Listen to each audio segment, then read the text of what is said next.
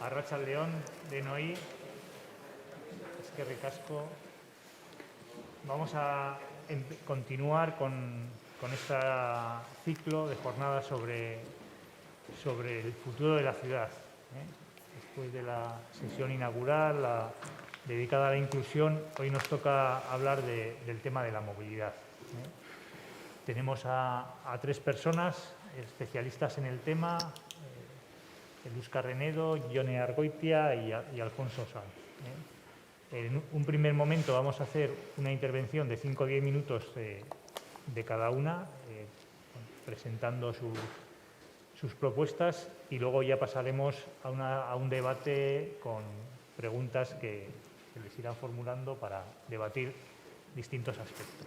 Bueno, en primer lugar voy a presentar a Jone Argoitia, que está aquí a mi derecha. Jone es licenciada en Derecho, abogada, trabaja en el Ayuntamiento desde hace 2009.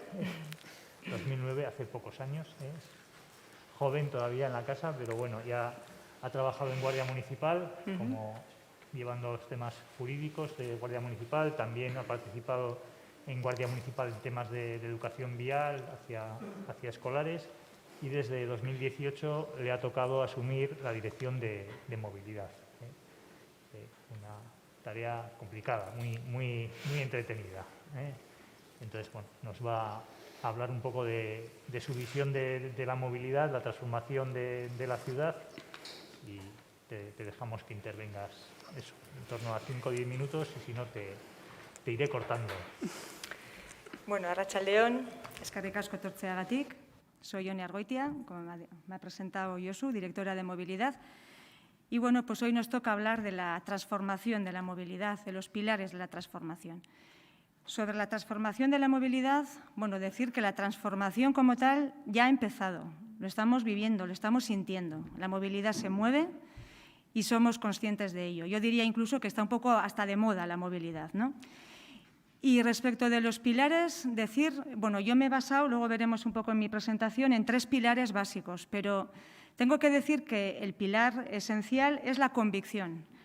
La convicción porque queremos una ciudad más sostenible, más segura, más saludable. No queremos, ¿no? Estamos viendo algo que no nos gusta, queremos cambiar la ciudad.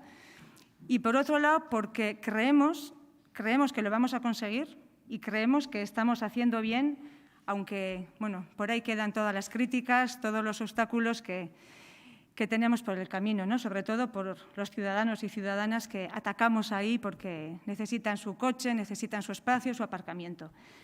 Pero, bueno, como digo, estamos convencidos de que lo estamos haciendo bien. Bueno, como he dicho, los 3 pilares o ejes de transformación que yo considero son la normativa actual, la entrada del topo en la ciudad y la pandemia. Hay más, pero yo me voy a basar en estos. Bueno, ya la normativa que está en vigor y la que se está preparando ya nos está redirigiendo hacia un tipo de movilidad que nos gusta, pero además tenemos un poco esa base jurídica que nos ayuda a llevarla a cabo, ¿no? Hay más leyes, hay más normas, pero nuestra norma de cabecera, la ley de cabecera, es la Ley de Sostenibilidad Energética de la Comunidad Autónoma Vasca. Aquí, bueno, he hecho mención de algunos artículos que los voy a pasar un poco por encima, pero ya estamos viendo, hemos puesto en negrita o he puesto en negrita, hacia dónde vamos. Ya salen palabras como prohibir o restringir el acceso de vehículos a determinadas zonas. Vemos que hay que privilegiar las zonas peatonales, los carriles bici, y además la ley ya nos obliga. De antes estábamos haciendo, pero ya nos obliga a crear unos planes de movilidad urbana sostenible. En esos planes, bueno, pues como veis ahí, instalación de puntos de recarga, incentivar el transporte público, el fomento de vehículo de uso compartido. Ya vamos viendo hacia dónde nos está redirigiendo la ley, ¿no? ¿Por qué he puesto como hito, como eje o como pilar la entrada del topo en la ciudad? Creemos que a veces, ¿no?, las afecciones, los problemas, las incomodidades nos van también creando alternativas o visiones distintas en la ciudad, y creo que es lo que ha pasado un poco con el topo. Primero, el topo lo que nos ofrece es un cambio modal. Tenemos un tipo más de transporte público, que lo que nos va a permitir es decir, evitar, restringir esa entrada de vehículos. No queremos que los vehículos privados estén moviéndose por la ciudad. ¿Por qué? Porque tenemos otro tipo de transporte público, que es el topo, junto con los autobuses, junto con la bici pública, eléctrica, mecánica. Tenemos un reparto modal. Esto lo que nos está llevando es, primero, a restringir, porque nos permite la ciudad restringir esos itinerarios de vehículo privado, porque tenemos otras alternativas. Y también lo que nos va a hacer es, consideramos que tenemos un servicio óptimo de transporte público, de autobuses, pero lo que tendremos que hacer es un poco reubicar todo ese reparto modal que decimos. Tenemos que reordenar itinerarios, paradas, y tenemos que hacer coincidir el autobús con el topo. Por poner dos ejemplos que han sido muy concretos y muy, vamos a decir, muy significativos para nosotros. Cuando decimos que tenemos que aprovechar las incomodidades para crear un espacio agradable, a mí se me ocurren dos, que es el corte de la calle San Martín y las afecciones de la calle Easo. Cuando entra el topo y cuando vienen sus obras y desde movilidad tenemos que dar solución a esas afecciones de tráfico que se van a crear en la ciudad, cuando nos dicen que durante año y medio se va a cerrar del todo la calle San Martín, pues nos echamos a temblar, ¿no? Allá por 2019, últimos de 2019. ¿Por qué nos echamos a temblar? Porque considerábamos que es una arteria principal este-oeste, una arteria en la que necesitábamos de la calle San Martín para circular. Pero vimos que en la ciudad hay otras alternativas. Tenemos viales, tenemos autovías, que en principio lo que estamos haciendo es incentivar a los vehículos privados, sobre todo, para que utilicen otros modos de comunicar desde el este hasta el oeste. Lo mismo pasa con la calle Easo. En la calle Easo, pues es verdad que nos transmiten su malestar por todas las afecciones, las molestias que está generando estas obras, ¿no? Otra arteria principal, sur-norte. Estamos hablando con ellos, estamos intentando calmarles porque estamos viendo una posibilidad de que esa calle Easo a futuro sea incluso peatonal. Entonces, el miedo, la incomodidad, el nerviosismo que nos supuso todo esto, al final está siendo positivo porque estamos viendo que no pasa nada cuando esas arterias principales se van cortando al tráfico. Y he puesto la pandemia como tercer eje. ¿La pandemia por qué? Pues porque la pandemia ha traído cosas y nos está trayendo y estamos viviendo situaciones muy negativas, pero a nosotros desde el punto de vista de movilidad nos ayudó de alguna manera a ser más valientes y a reaccionar porque necesitábamos espacio público para los peatones y para los ciclistas.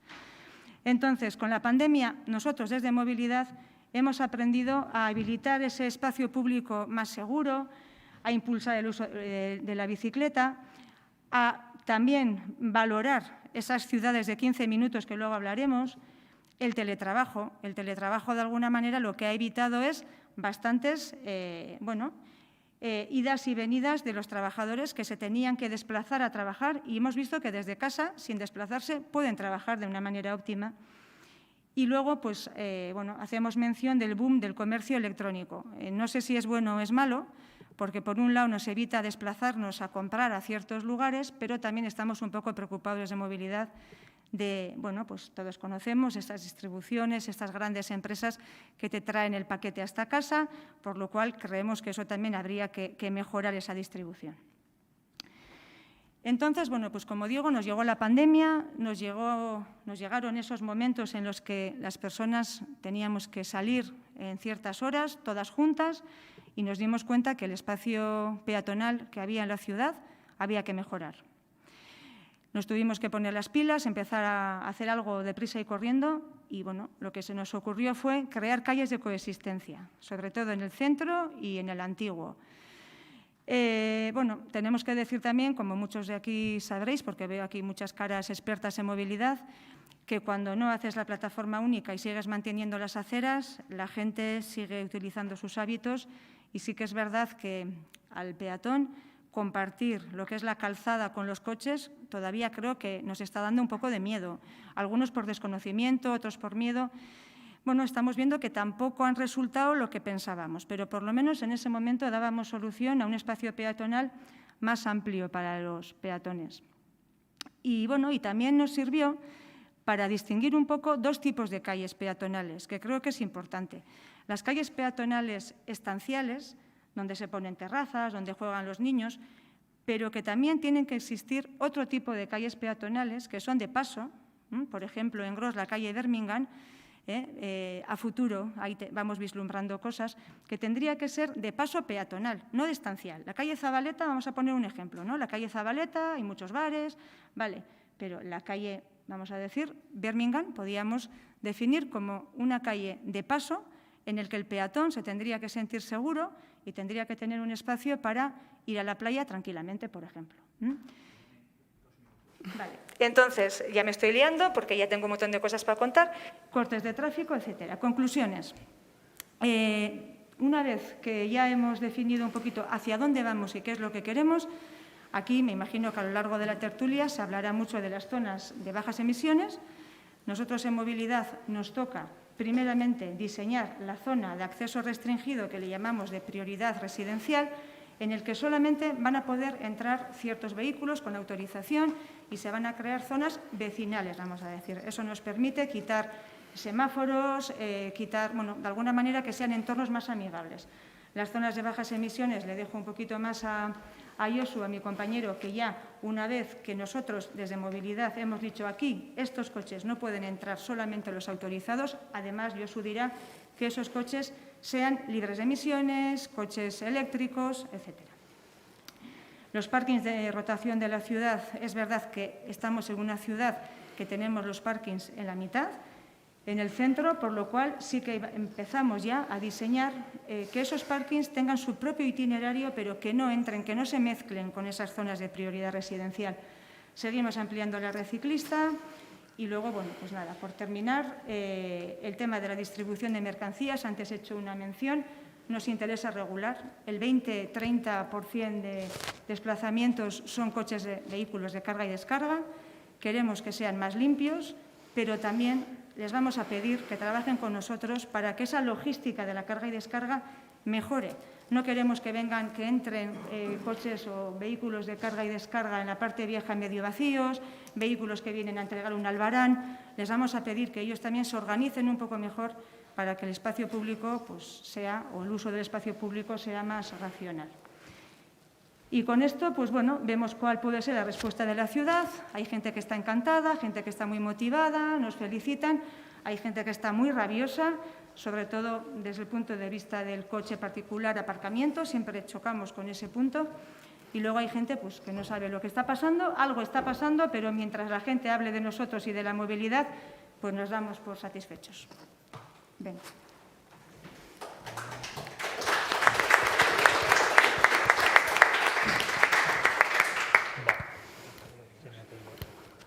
Vale. Bueno, gracias, Yone, que te has ajustado bastante bien al tiempo. Pasamos ahora a Eluska Renedo, que es la segunda persona que va a intervenir. Eluska es ingeniera superior aeronáutica, especializada en gestión aeroportuaria y diseño de aeropuertos. Pero bueno, no vas a hablar de los taxis voladores no.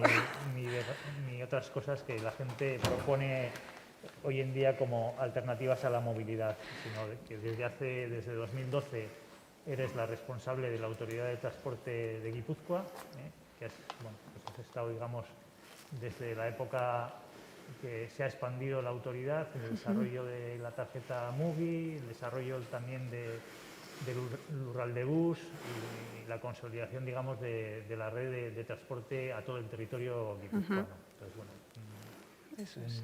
Una escala distinta a la de Yone, que es más urbana de la ciudad, en tu caso es de territorio metropolitano y bueno, pues te dejamos que nos cuentes un poco tu visión.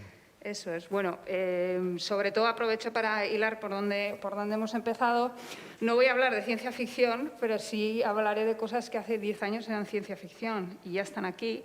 Y más que pilares de transformación, son herramientas de transformación que debemos debemos aprovechar, ¿no? Y debemos unirnos a esa ola de ciencia ficción, que ahora explicaré cuál es, para transformar realmente la movilidad, ¿no? Bueno, como bien has dicho, yo hablaré de otra escala, digamos, de la movilidad. Tenemos aquí dos expertos en una escala más local, hacia peatonalización y otro tipo de perspectivas de la movilidad. La movilidad es muy rica, la movilidad tiene un prisma inmenso de trabajo, de facetas que hay que trabajar y, bueno, pues nosotros sobre todo ahora mismo nos estamos centrando en la parte más digital, ¿sí? Bueno, como bien ha dicho Josu Benaito, la Autoridad Territorial del Transporte, incido territorial, se creó aproximadamente en 2009, pero la andadura, pues ya en proyectos reales y con cambios reales, pues empezó a hacer a partir del 2012-2013. La autoridad, ¿por qué se creó? Se creó porque había una perspectiva o había ya un objetivo estratégico para transformar esa visión de la movilidad en algo más territorial, en algo más metropolitano. ¿Cuál era el objetivo y cuál es el objetivo de la autoridad? Coayudar, coordinar, integrar, homogeneizar, etcétera, etcétera, toda la oferta de transporte público. No solo transporte público, no debemos tener la visión antigua del transporte público de un autobús, sino autobús, tren, bicicletas, todo tipo de movilidad que sea sostenible, ¿vale? Toda esa oferta de movilidad tiene que estar integrada. Si no conseguimos que sea una red, jamás conseguiremos atraer a las personas a esa red. Las personas que necesitan moverse y no pueden hacerlo por un medio no mecanizado, iba a decir, si no sea peatonal o no sea en bicicleta, necesitan acceder ahí. Y nuestra labor es eliminar las barreras, todas las barreras físicas y no físicas, para que las personas lleguen a esa red. ¿Cuál es nuestra herramienta de transformación? Como he dicho, que ya no es ciencia ficción, ya hace 10 años que hay una transformación y creo que todos estamos sumergidos en él, que es la transformación digital.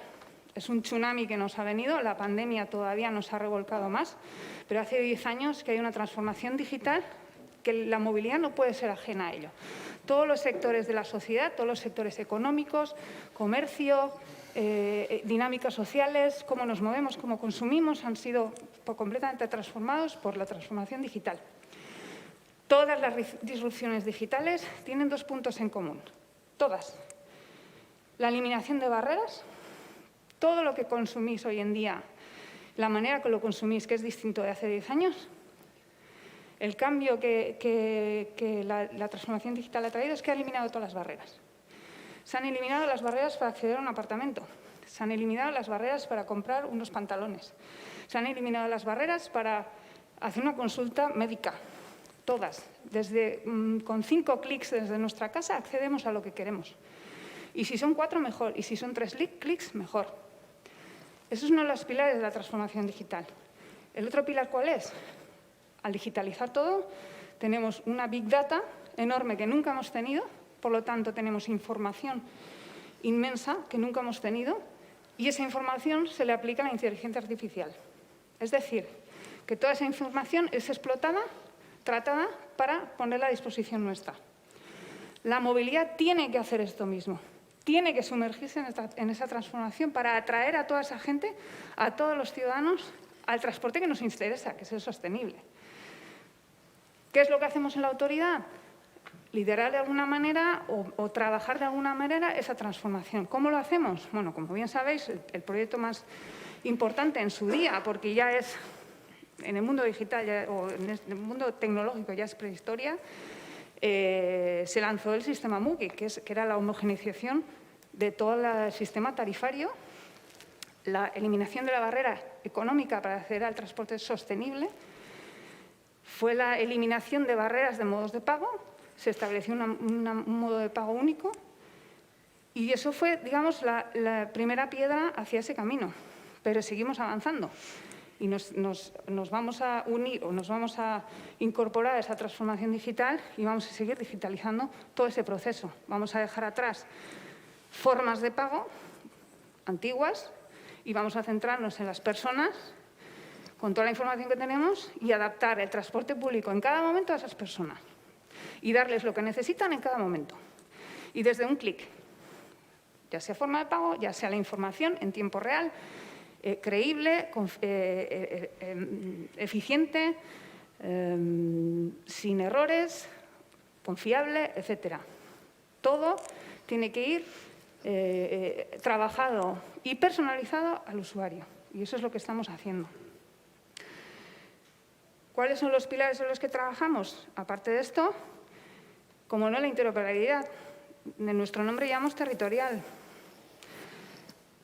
Ya no podemos entender la movilidad como algo urbano, local. Eso es inconcebible. Tenemos que ir a una escala metropolitana y a poder ser autonómica, y a poder ser estatal y a poder ser europea. Estamos todos trabajando en eso. Es verdad que el 80% de la movilidad es dentro del territorio, es dentro de Guipúzcoa, en nuestro caso. Pero si queremos que la gente deje el coche, deje de comprar coches, deje de tener coches, tenemos que dar respuesta también a ese 20% de la movilidad. Que podamos transportarnos desde Donostia a Bilbao, desde Bilbao a Madrid o Madrid-Berlín, en un transporte más sostenible. Ese tiene que ser también una línea de trabajo. Como he dicho, nosotros ahora estamos también diseñando nuestro plan estratégico, estamos en proceso de aprobación y nuestros frentes de trabajo son principalmente estos que os he contado y la digitalización final de todo el proceso, ¿no? Yo creo que este plan estratégico que ahora se está trabajando a nivel de San Sebastián, de Donostia 2030, tiene que ir alineado, y el nuestro va alineado también con el plan de movilidad sostenible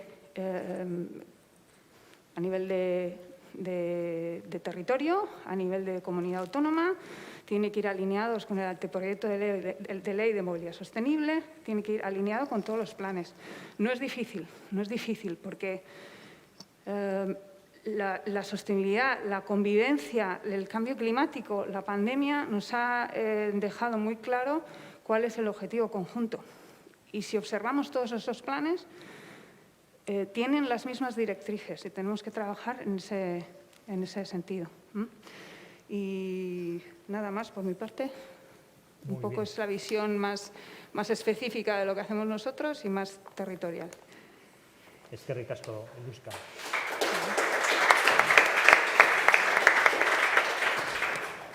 Pasamos ahora a la tercera persona que va a intervenir, que es Alfonso Sanz, que es geógrafo, que viene trabajando en temas de movilidad desde hace algo más de 30 años. Algo más, más o menos. Añade. Y además trabaja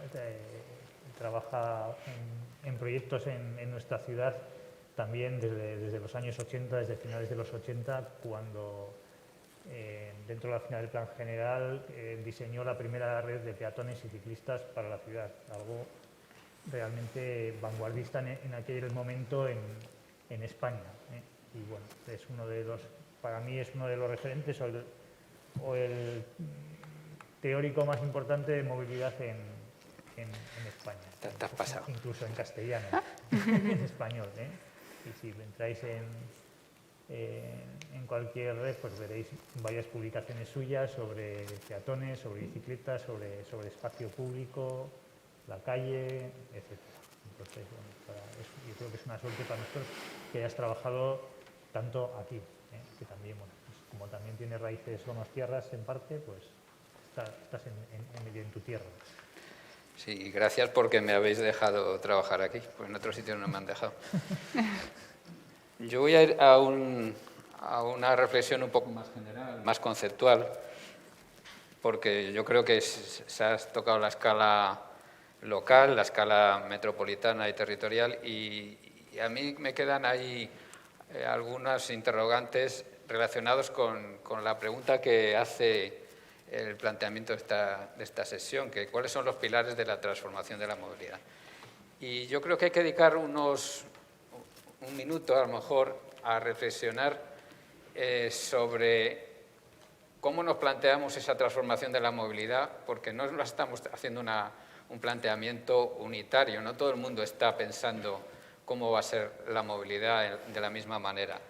De hecho, yo creo que es el lema con el que se ha difundido estas jornadas, que es la ciudad que queremos en 2030, yo creo que nos da las pistas de por dónde hay que empezar mejor a hacer la reflexión, porque si nos pusiéramos de acuerdo en cómo estamos imaginando la ciudad en 2030, seguramente las herramientas serían más fáciles de implantar, tendríamos un mayor consenso con esas herramientas.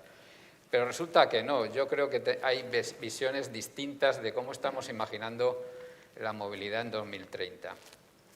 Y se están transformando esas mismas visiones rápidamente en los últimos tiempos, como decían mis predecesoras, lo que es la pandemia, lo que es los fondos de recuperación, toda una serie de temas están ahí.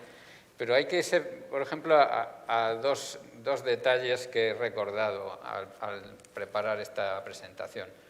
En 2009, cuando Obama hace su discurso de investidura, explica: moveremos nuestros automóviles y nuestras fábricas gracias a la fuerza del sol y del viento. Ese era el planteamiento en 2009. Luego ha venido lo que ha venido y finalmente un detalle de esta nueva administración Biden. El ministro de Transportes de Biden ha dicho algo así como: no debería ser obligatorio tener un automóvil para prosperar en este país. Eso es un cambio radical en el planteamiento, porque frente a la idea de que vamos a seguir moviendo los coches, teniendo los mismos números de coches, utilizando de la misma manera, se está planteando, poniendo en cuestión el foco en el derecho y en las posibilidades, sobre todo las posibilidades de vivir sin ese vehículo, ¿no? Por eso, simplificando enormemente, yo diría que existen ahora mismo dos posiciones polares en relación a esa transformación de la ciudad, ¿no? En una, estaríamos hablando de una ciudad en donde la movilidad es el mismo modelo, pero con fuentes de energía renovables, menos contaminación, pero básicamente el mismo modelo. Y la otra posición, digamos, que lo que hace es imagina un modelo de ciudad diferente, con menos usos del motor, menor utilización del automóvil privado y, por tanto, pues más caminar, más pedalear y más compartir el automóvil. Claro, esas dos posiciones polares están incardinadas a su vez en dos visiones de para qué estamos utilizando la tecnología en las sociedades actuales y hacia dónde va ese cambio tecnológico, ¿no? Yo le pongo títulos para que se entienda un poco lo que yo intento expresar de una forma como más inmediata, y a esas dos posiciones polares le llamo, por un lado, el esperancismo tecnológico y, por otro lado, el escepticismo tecnológico. Y yo creo que resumen claramente, ¿no? Por un lado está la premisa de que la tecnología va a sustituir los problemas, con nuevas formas tecnológicas se van a sustituir los problemas de una forma más barata, más eficiente y además obviando lo que está siendo ya relatado por los medios de comunicación, que son los picos de las distintas fuentes fósiles de energía y los picos que están llegando también de materiales estratégicos, de materiales que requieren las tecnologías de las que estamos hablando. Frente a esas premisas del esperancismo tecnológico, estamos hablando de un escepticismo tecnológico, o al menos no nos creamos todo lo de la tecnología.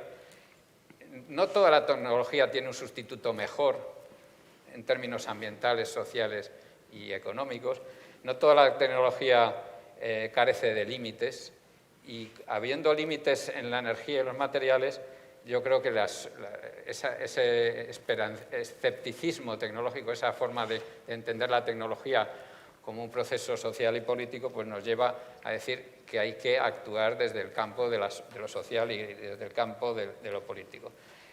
Y claro, esas dos visiones polares relacionadas a la tecnología se están día a día mostrando en los medios de comunicación y se concretan básicamente pues, en la electrificación verde, en sustituir el parque de vehículos que están ahora funcionando, incluso incrementarlo por unos vehículos de tracción eléctrica, el hidrógeno verde como solución al desplazamiento de más larga distancia o más pesado, la digitalización extensiva y luego pues están las otras fantasías que están sobre la mesa, que es el vehículo autónomo y el vehículo volador, que últimamente también sale mucho en los medios de comunicación. Claro, frente a esa visión, el escepticismo tecnológico dice: electrifiquemos, pero no cualquier cosa, electrifiquemos lo imprescindible y metabolicemos el resto de los desplazamientos. Cuando hablamos de hidrógeno verde, decimos, cuidado con el hidrógeno verde porque la eficiencia en la cadena de producción de hidrógeno pone en cuestión esa idea de que esto va a solucionar absolutamente todos los problemas. Digitalización, como decía Óscar, efectivamente se está produciendo, pero la digitalización hay que ver cuáles son los aspectos en sombra de esa digitalización e intentar que sea selectiva y que tenga criterios y prioridades sociales y ambientales, porque ahora remataré con ese modelo que se está contraponiendo entre ciudad de los 15 minutos y la otra es la ciudad del clic, la ciudad que se basa todo en la compulsión y en el deseo compulsivo de tenerlo ya inmediatamente todo lo que queremos, ¿no?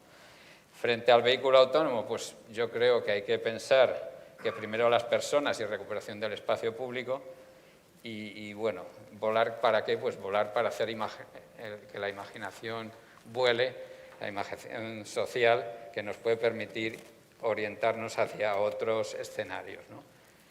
Bueno, recordar simplemente algunos detalles. Elon Musk, el dueño de Tesla, recordar que en 2014 ya definió que en 2020 íbamos a estar conduciendo vehículos durmiendo. Vamos, no conduciéndolos, iba a conducir su propio coche, el propio coche, ¿no? Yo creo que los procesos son más lentos de lo que a veces se desea desde esa ilusión tecnológica y al final yo creo que todo conduce, desde mi punto de vista, porque ya se ha visto de qué pie cojeo, yo soy más esperancista, menos esperancista tecnológico que escéptico tecnológico, y en ese sentido mi visión es que hay que volver a una vieja receta que trate de enmendar, ya estoy acabando, que trate de enmendar ese error histórico que hemos cometido en prácticamente todos los países del mundo de introducir al automóvil como un prescriptor de la construcción de la ciudad, como un prescriptor de la manera en que se gestiona la ciudad. Si conseguimos cambiar ese imperio del automóvil en la ciudad, yo creo que empezaremos a ir a una transformación profunda de nuestro medio urbano. Y esa vieja receta, ya que estamos hablando de gastronomía, pues supone preparar ese nuevo guiso con productos saludables, ¿no? Saludables y ecológicos, como son peatones, ciclistas y transporte público. Y limitando pues, el exceso de sal, el exceso de grasas saturadas, como pueden ser pues, lo que genera el automóvil. Y todos esos elementos de fusión gastronómica, de esa nueva o vieja receta, como queramos llamar, pues hay que añadirlos a esa nueva visión del espacio público como lugar, sobre todo, de convivencia, no solo lugar de desplazamiento y aparcamiento de vehículos. Y con eso, pues, Muy bien, gracias, Alfonso.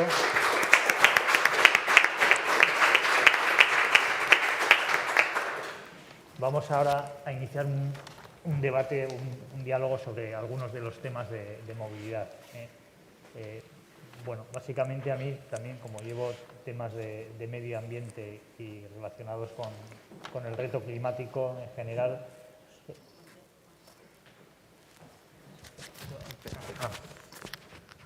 ¿Así? Vale, se me va.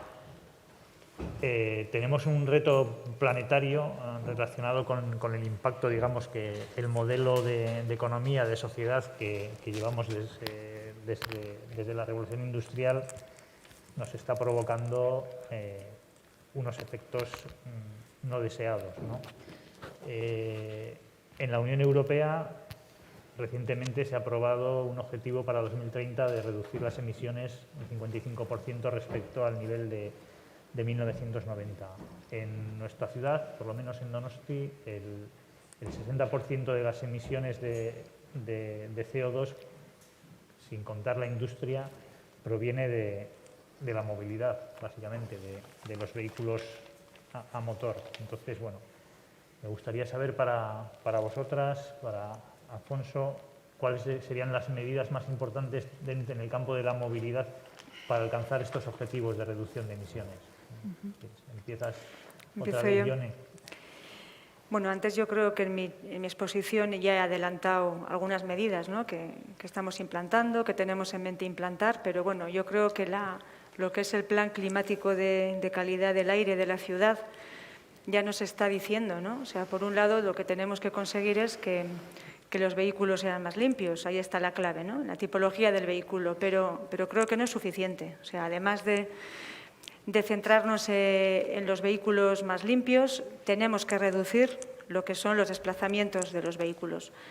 Antes he comentado, esas arterias tan importantes en la ciudad se han roto, de hecho ya empezamos a romper, se tienen que romper más. Tenemos que impulsar para lo que es el vehículo la periferia, pero tenemos que cuidar la ciudad, ¿no? Por otro lado, bueno, impulsando otro tipo de transporte sostenible, limpio, pues como lo que es toda la flota de bus, ya hemos visto cómo se está cambiando, los autobuses se están electrificando, los de la periferia también, los que vienen de, vamos a decir, los interurbanos también.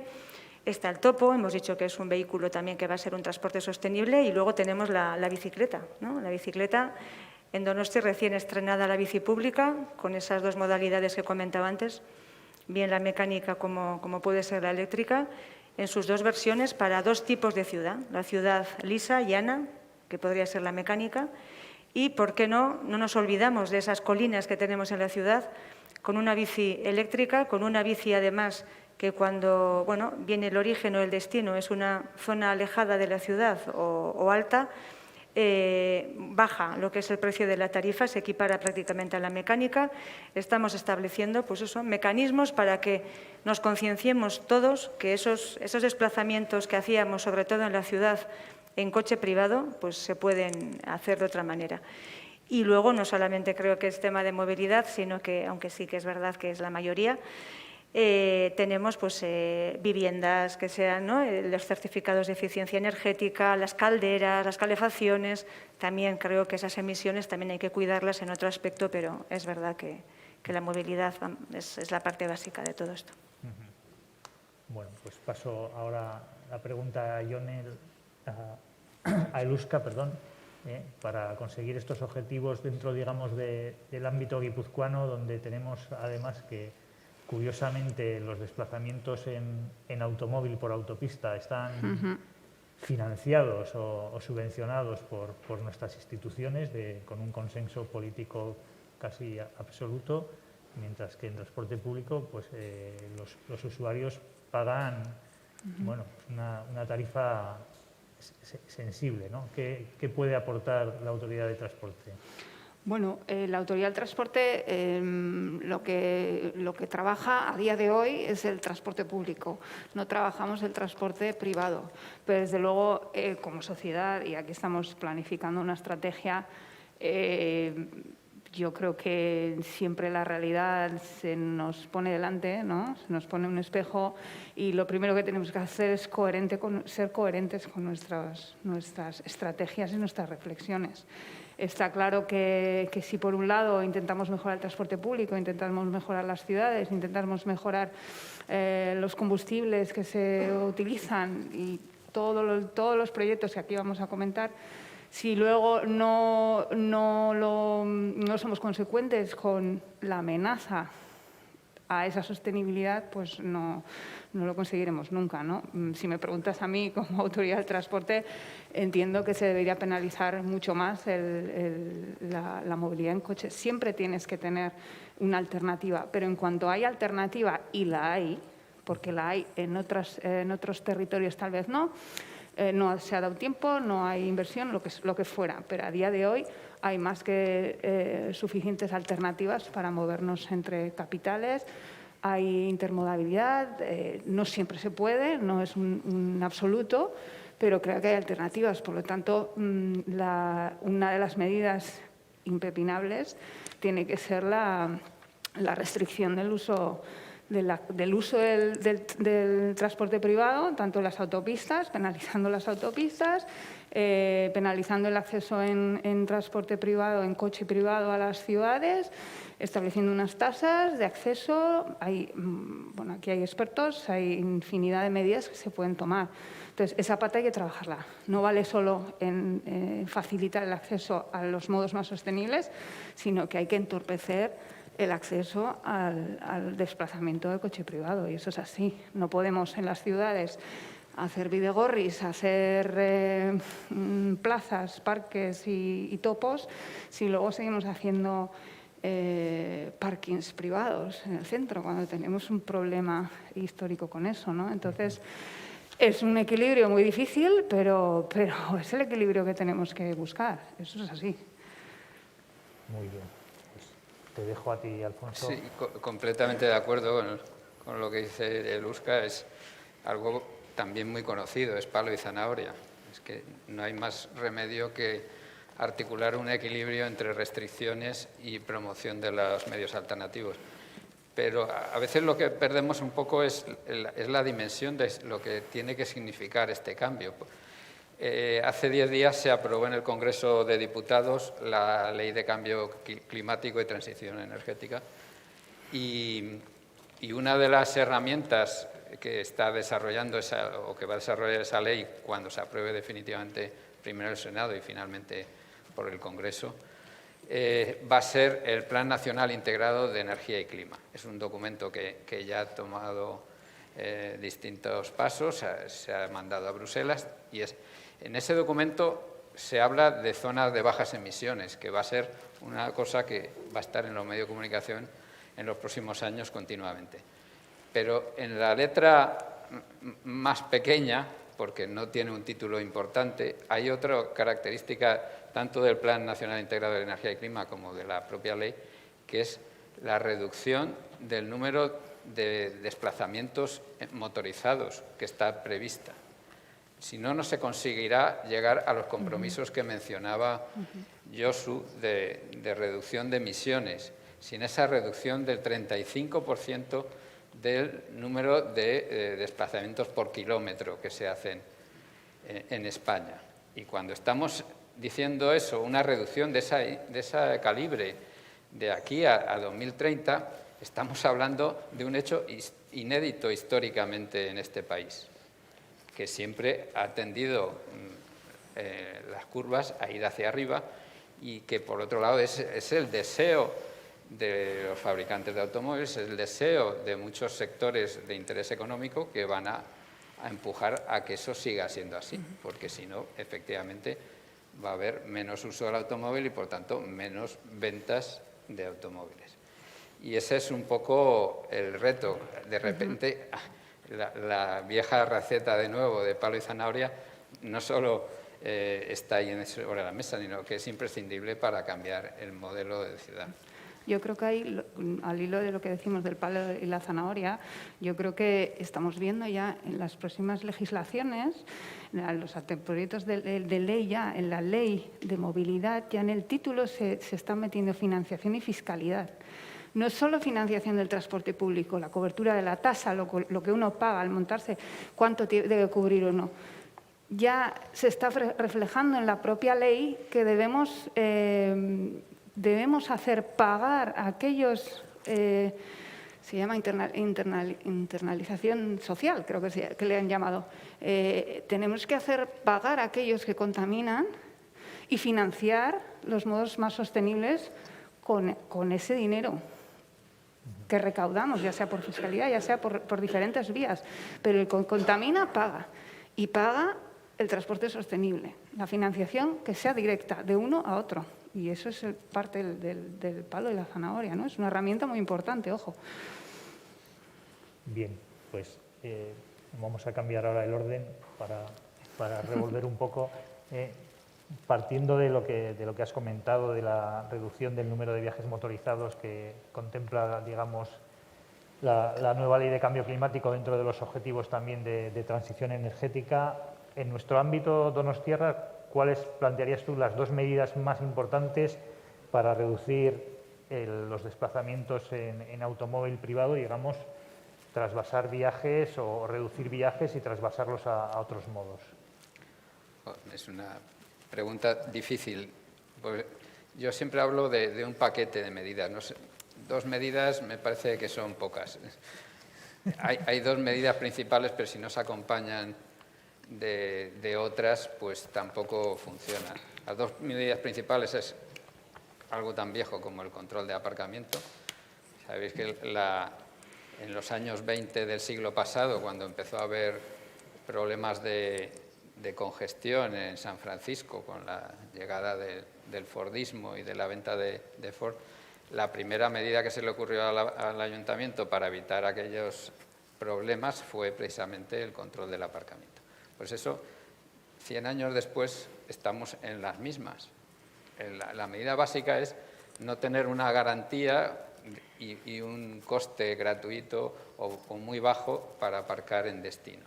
Entonces, esa es la medida número 1, y la otra medida es acompasar todo ese proceso de reducción de la movilidad motorizada con un diseño de las calles que contribuya a que sea realmente creíble los límites de velocidad, que, por cierto, sabéis que el 11 de mayo de ahora, de la semana que viene o la otra, se aplica ya, entra en vigor la nueva reforma del Reglamento General de Circulación, que establece que todas las calles de todas las ciudades españolas con un carril por sentido tienen velocidad limitada a 30 km/h.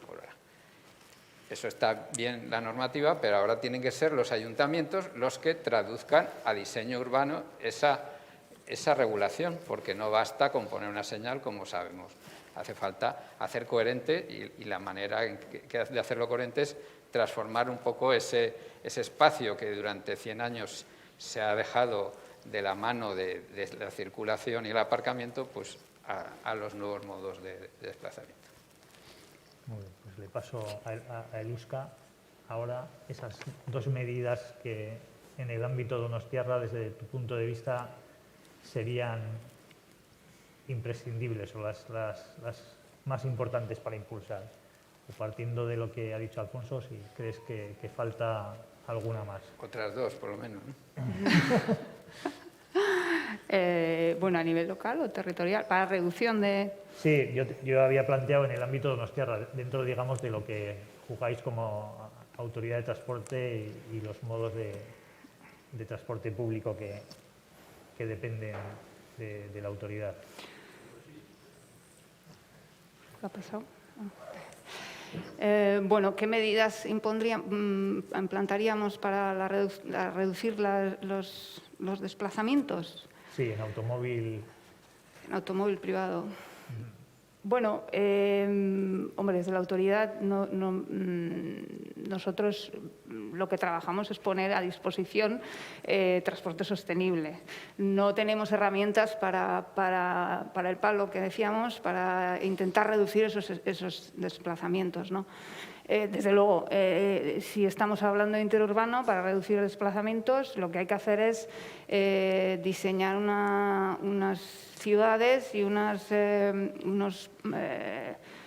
polos que sean mucho más sostenibles, ¿no? Que no haga falta tanto desplazamiento para realizar las actividades diarias, ya sea desplazamientos por trabajo, ya sea desplazamiento por estudios, ¿no? Yo creo que eso es una herramienta, desde luego en interurbano, esa es la herramienta que se puede tener, pero estamos hablando de palabras mayores, estamos hablando de urbanismo, estamos hablando ya de mucho más allá que de movilidad. Tiene impacto directo en movilidad, pero estamos hablando de diseñar una sociedad. ¿Qué sociedad queremos diseñar?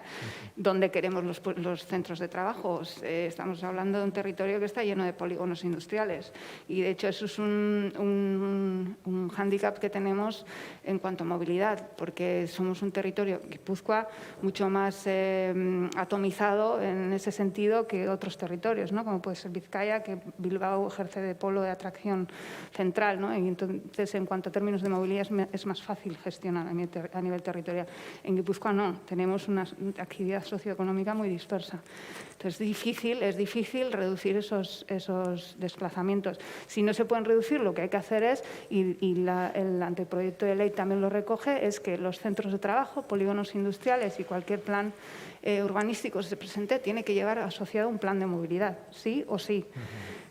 Aquel que construye una fábrica, un centro de trabajo, tiene que tener asociado un plan de movilidad para sus trabajadores, ya sea en la parte de construcción o el diseño del centro de trabajo, como en la actividad diaria de ese centro de trabajo.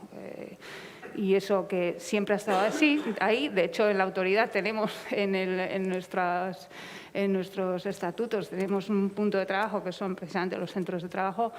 Es un tema muy, muy difícil de trabajar si no hay una ley que lo obligue, ¿no? Y va a haberlo porque es necesario.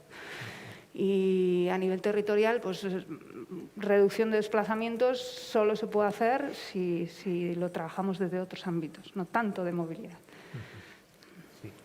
Bueno, te he dejado a ti para el final, Ione, que sí, es me toca. Tienes, digamos, creo que voy a ser la más cruda de todos, la más cruda, porque desde la práctica y desde la sinceridad, retomando el tema del palo y la zanahoria, creo que si no hay palo, la zanahoria va a ser difícil, quiero decir.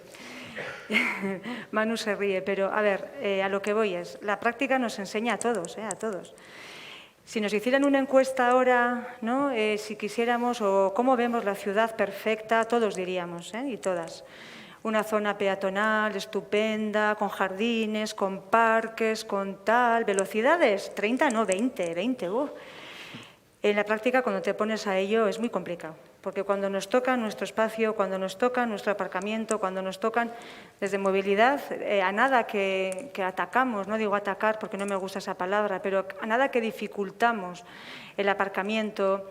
Ahora estamos, por ejemplo, con el estudio de subida de tarifas de parking, estudio de supresión de plazas en superficie, porque creemos que la superficie es para disfrutarla, ¿no? Quiero decir, aparcar en la ciudad un residente es muy barato. O sea, una viñeta de OTA vale 54 € todo el año.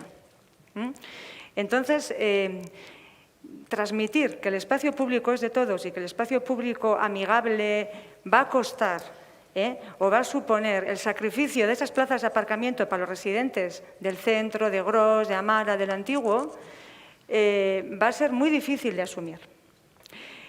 Si yo digo ahora, por ejemplo, que subiremos las tarifas de parking para los turistas cuando vengan, cuando vuelvan, pues todo el mundo, vale, pero a mí que no me toque mi plaza de aparcamiento de residente. Entonces, yo creo que primero, bueno, nos pasa lo mismo un poco retomando lo que ha dicho antes Alfonso, ¿verdad?, del tema de la Ciudad 30. O sea, la Ciudad 30 hemos empezado a tocar un poquito, hemos empezado a poner unas multas a ver qué pasa, y es que me imagino que a todos o a casi todos os habrán llegado los agentes de movilidad, se están poniendo las botas con las multas. Si queremos una ciudad tranquila, si queremos una ciudad sostenida y una velocidad, tendremos que asumir que las velocidades tienen que ser controladas, pero cuando nos tocan el bolsillo, ojo el radar, ojo que me quitan, ojo, es muy difícil de concienciar a la gente, ¿eh? Por eso creo que, desgraciadamente, palo tiene que haber, y la zanahoria vendrá sola, porque una vez que nosotros, nosotras, diseñemos esas ciudades, restringamos accesos, consigamos que el vehículo no esté tan presente en la ciudad, la zanahoria viene sola. Y entonces los ciudadanos, las ciudadanas viviremos en un entorno muy tranquilo, pero siempre previo un sacrificio. Hay que pagar una tarifa, hay que pagar una tasa, hay que pagar un peaje para llegar a la zanahoria. Bueno, ahora voy a cambiar un poco el orden de las preguntas que tenía previstas. Vamos a pasar a la ciudad peatonal, digamos. Nosotros vivimos en Donosti, que es una ciudad relativamente pequeña, donde buena parte de las distancias se pueden realizar pues, en 30 minutos andando. Pues yo creo que estaríamos como en el 80% de los desplazamientos que se hacen habitualmente en la ciudad. Empiezo otra vez por Alfonso, que es un poco más el teórico en estos temas. ¿Qué deberíamos hacer más en Donosti para favorecer la movilidad peatonal, desde el punto de vista de la seguridad, de la salud y también, digamos, del reto climático? Bueno, todo, por así decirlo, el objetivo sería que casi todos los desplazamientos los hiciéramos andando, ¿no? En una ciudad como la que tenemos. Sí, por distancias, una proporción muy fuerte de los desplazamientos se pueden hacer andando y el resto podrían hacerse en bicicleta, ¿no? Y en transporte público. Yo tengo ganas de salirme de la pregunta un poco, porque es casi mejor decir qué podemos hacer para el peatón. Bueno, luego entro, pero pues lo primero, eso de pagar, ¿qué les parecería a ustedes si les alquila el ayuntamiento 10 metros cuadrados de suelo público por 4 euros al mes? Pues está muy bien, ¿no? Es un chollo de negocio. Entonces, eso es lo que pasa con el aparcamiento en superficie. Son 50 euros al año, pues repartido más o menos un poquito más de 4 euros al mes. Pues es que eso, hay un teórico en Estados Unidos, Shaw, que dice los costes del aparcamiento gratuito. Entonces, realmente hay muchas medidas que parece que no son peatonales y que lo son, al finalmente, porque para liberar espacio público para el peatón, pues lo primero hay que empezar a llevar, como decían mis compañeras, a subterráneos lo que pueda ser. No construir más subterráneos, por cierto. Y luego, desde esa perspectiva que decimos de que hay que transformar el espacio público y la forma de concebir el diseño viario, pues nos daremos cuenta de que hay muchas cosas que hacer para el peatón. Pues evitar que haga rodeos para cruzar en una intersección, que tenga que esperar minuto y medio, que haya calles, hay muchas calles todavía en donde se circula todavía muy rápido, hay contaminación, hay ruido, es decir, hay calles todavía en San Sebastián desagradables. Entonces, todo eso me conduce a que la reflexión, aparte de todo el fondo de lo que hemos venido diciendo, también se debe traducir en un diseño específico de mejora peatonal que, siendo ciudad una referencia internacional para el peatón, sin embargo, todavía hay muchas asignaturas pendientes y yo creo que hay mucho trabajo todavía por hacer, pues, por delante y para seguir también.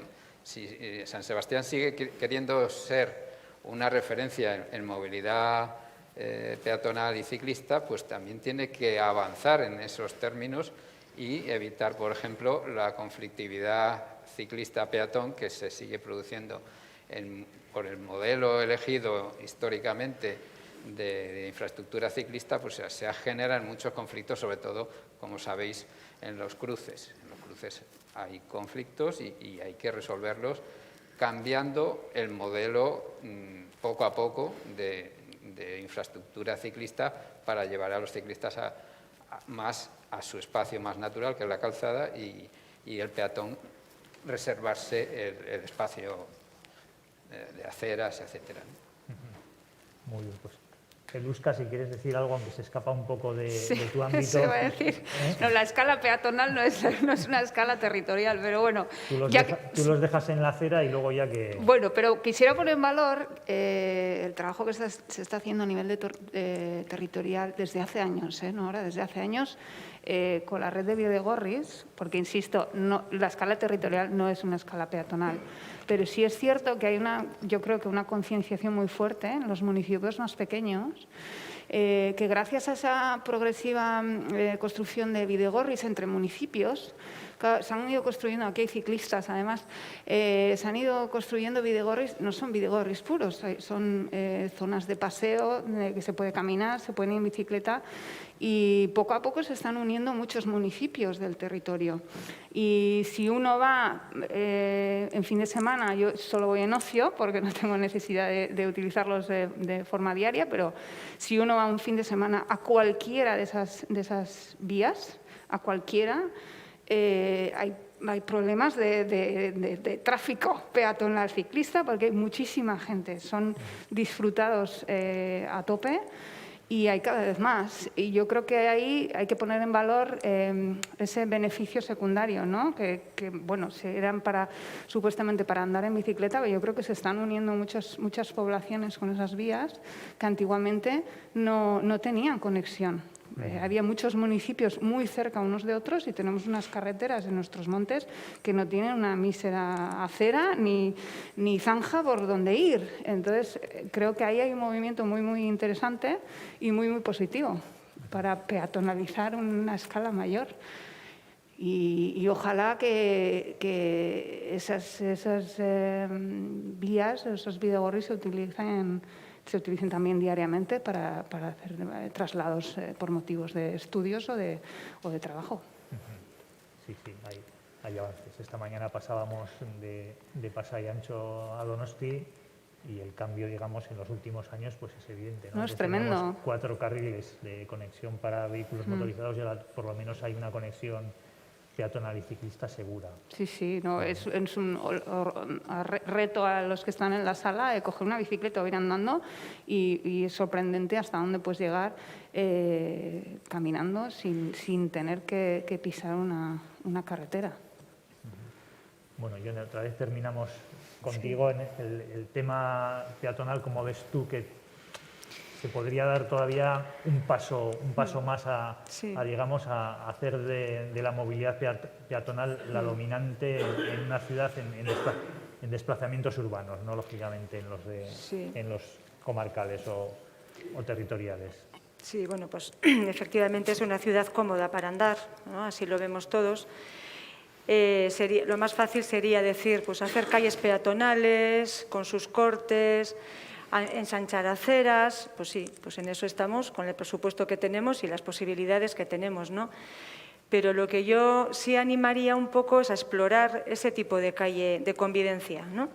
Ese tipo de calle con esa señal S28 de convivencia que entiendo que la gente no lo entiende, pero por eso hemos puesto muñecos pintados en las calles donde se ve claramente que incluso los peatones pueden ir ida y vuelta andando, ¿no? Entonces, sé que es difícil, y sé que la gente tenemos miedo a coger la calzada, pero lo mismo que con la bicicleta, tampoco necesitamos de un bidegorri, ¿no? Segregado para andar en bici. Animamos a estas ciudades que van a ser más calmadas, calles 30, en esas calles de coexistencia, que el peatón coja la calle. Y por otro lado, retomando el tema de los 30 minutos que decías, Josu, nosotros tenemos tan claro en movilidad que queremos impulsar este paseo del peatón de 30 minutos que cuando hemos hemos puesto en marcha el servicio de la bici pública, estuvimos dudando porque ahí sí que es verdad que lo que hacemos es, las tarifas son por tramos, ¿no? O sea, los 30 minutos primeros, pues tanto. Luego ya empieza a encarecer porque tampoco queremos que sea una bicicleta de ocio, queremos que sea más transporte, pero a lo que iba es que Cuando estuvimos planteando si la primera fracción poner de 15 minutos, no queríamos poner porque consideramos que los viajes de 15 minutos se pueden hacer a pie. O sea, para amortizar bien o para aprovechar el servicio de bicicleta pública, es que tiene que ser mínimo media hora de viaje. Aún así, los porcentajes medios de viaje, de tiempo medio de viaje que están saliendo en la bici son de 15 o 11 minutos. Pero ¿por qué no ir andando en esos tramos? La bicicleta pública es para ir, o la bici, vamos a decir, en nuestro caso, lo que estamos impulsando es eso, ¿no? O sea, que sean los 30 minutos, vamos a decir, a pie y de ahí para adelante empezar a utilizar la bicicleta. Sí, casi habría que hacer como al revés, ¿no? Cuando se utiliza la bicicleta casi penalizar, para ¿no? periodos muy cortos, cobrarlo más, ¿no? Claro, lo que pasa es que hay que ver también quién está usando la bici. O sea, si el que está usando la bici durante 11 o 15 minutos está dejando el coche para usar la bici, preferimos que use la bici. Y sin embargo, si antes iba andando y ahora usa la bici, pues ya no. Entonces, hay que buscar un poco el equilibrio en este reparto modal, ¿no? Bien, ahora vamos a hacer una última ronda de intervenciones y luego, si da tiempo también, alguna pregunta desde el público. Estamos en el marco del Plan Estratégico 2030 y el objetivo es mirar a medio o largo plazo, ¿no? En un diseño estratégico casi 2030, que son ya menos de 9 años, casi es medio, pero en otros retos que tenemos, especialmente el energético, el climático, pues el 2030 se nos queda incluso un plazo corto. Necesitamos más décadas de trabajo para alcanzar los objetivos. También entiendo que para transformar la ciudad con criterios de movilidad sostenible, pues no la podemos transformar completamente en 5 o 10 años, ¿no? Estamos hablando de modificar las cosas para que los desplazamientos sean menos necesarios o cuando se hagan sean más cortos, ¿no? Estamos hablando de los 30 minutos en la ciudad y, bueno, esto, digamos, de la movilidad sostenible, estos conceptos de acortar las distancias de los desplazamientos están de hace tiempo en el debate y en los últimos años, digamos, pues como siempre, en este caso una ciudad como París lo ha puesto de moda con la ciudad de los 15 minutos, ¿no? Lo lanzó la alcaldesa de París en su programa y, bueno, en este ámbito es lo que se ha puesto de moda, tener, digamos, desde donde vives a 15 minutos de distancia todos los servicios o la mayor parte de los servicios de educación, de compras, de servicios, de sanidad, para, digamos, que te puedas desplazar andando sin necesidad de tomar ningún modo motorizado, incluso ni el transporte público, ni siquiera casi ni la bicicleta, ¿no? Esto es complicado porque muchas de las cosas exigen, bueno, pues volver a recolocar las cosas. Hemos tenido en las últimas décadas cosas que hemos ido colocando muy lejos, ¿no? Pues polígonos terciarios que hemos colocado en la periferia de la ciudad sin ninguna conexión de transporte público, cuando son empleos que podrían estar en el continuo urbano. Hemos puesto centros comerciales también a la distancia, digamos, adecuada para ir en automóvil, pero entendemos que eso se debería ir cambiando, pero claro, eso no se puede cambiar en 5 años. Entonces, bueno, ¿qué podríamos aportar? Ahora sí empezaría por el Euska, digamos, que ahí en un ámbito más territorial y acabamos contigo, Alfonso. ¿Qué podemos aportar a la Donostia 2030? Sí, a la Donostia 2030, esa visión a largo plazo para transformar la colocación de las cosas, como has dicho tú antes. Hay muchas cosas que se escapan de la movilidad, porque la movilidad al final va a resolver un problema que es como cuando vas al médico porque tienes un problema, claro, porque eso iba a decir ahora mismo. Al final, mala alimentación, ¿no? Al final nosotros estamos trabajando, desde la autoridad estamos trabajando el síntoma, ¿no? O sea, necesitamos desplazarnos, pues trabajemos ese síntoma y que nos desplacemos de forma sostenible. Pero si lo que queremos es realmente reducir esos desplazamientos de esa ciudad de 15 minutos o pueblos de 15 minutos, demás, trasciende completamente la movilidad. Entonces es muy complicado del 2020 al 2030 en 10 años transformarlo, ¿no? Pero bueno, hay que hacerlo, hay que hacer y conseguir todo lo que se pueda. Yo creo que es clave, bien es cierto que es una transformación lenta, pero para mí estamos en un punto que hay diversos factores que nos van a hacer un poco acelerar ese concepto. Como bien ha dicho Jone Argoitia, hay un topo que va a entrar. Esperemos que antes del 2030. Eso abre oportunidades, indudablemente. Y ahí tenemos mucho trabajo entre todos para aprovechar esa oportunidad, realmente alinearnos con esa priorización del ferrocarril para entrar en la ciudad y para cualquier tipo de desplazamiento. Eso es un modo de transporte colectivo masivo y hay que aprovechar esa oportunidad. Hay que atraer a todo el territorio a ese eje vertebrador, reorganizar toda la movilidad para aprovechar ese eje vertebrador y aprovechar esa oportunidad para desarrollar más zonas de convivencia en superficie, más peatonalización, reducir los monigotes enfadados, porque tenemos la zanahoria, pero tenemos también la alternativa de desplazamiento para reducir ese enfado. Al final es todo muy holístico, hay que atacar desde todos los frentes. Entonces, 10 años son pocos, pero son 10 años de cambios importantes. Entonces, tenemos que gestionar para que ese cambio que está aquí sirva para lo que queremos, lo que defina esta estrategia, no para otra cosa. Hay que definir esta estrategia para utilizar la herramienta que tenemos para conseguir esos objetivos. Y eso está ahí, está ya. Nos viene ya. Muy bien, pues Jone, ¿tú qué pedirías? Son cosas que se escapan, digamos, de la competencia de movilidad, pero que afectan fundamentalmente, porque... Sí, eso iba a comentar, ¿no? Es igual más una visión de multidisciplinar, vamos a decir, ¿no? Porque, bueno, pues pensando que para que tengamos todo a mano y en los 15 minutos o en ese margen, ¿no? Pues tendremos que tener el colegio al lado, la tienda al lado.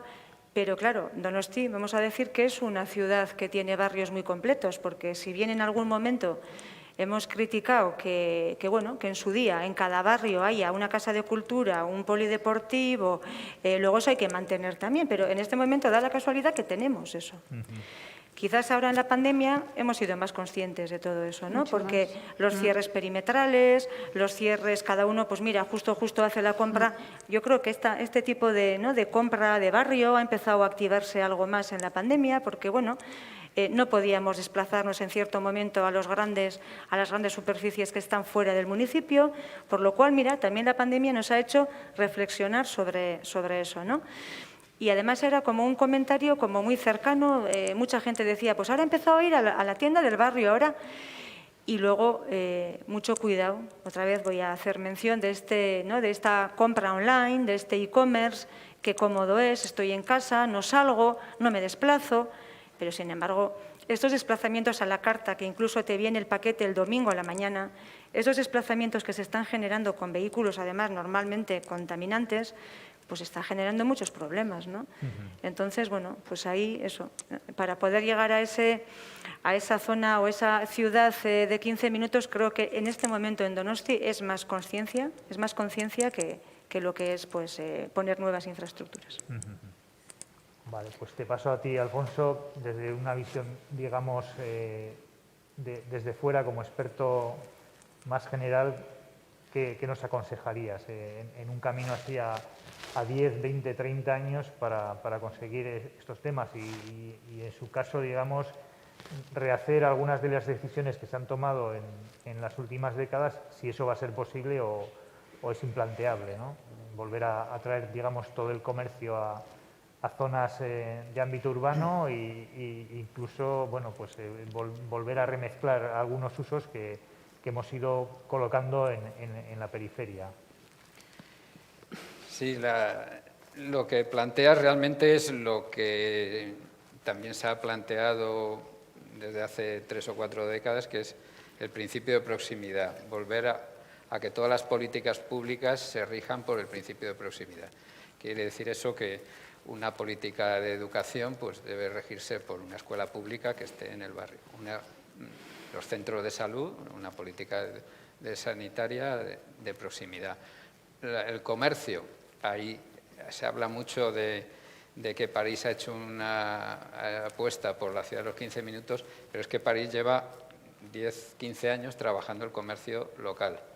y desarrollando políticas de comercio local frente a las grandes superficies, que no es un problema solo de tamaño, es de dónde se sitúan y cómo hay que llegar a ellas, ¿no?